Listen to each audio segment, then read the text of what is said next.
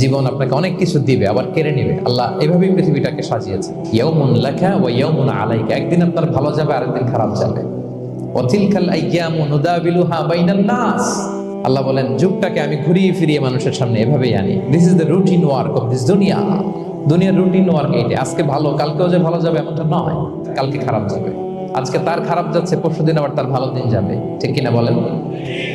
অন্য এক সূরায় আল্লাহ তাআলা বলেছেন ফাইন্না মাআল উসরি ইউসরা, নিশ্চয়ই কষ্টের সাথে আছে স্বস্তি।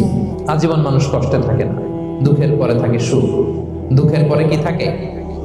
সুখ থাকে।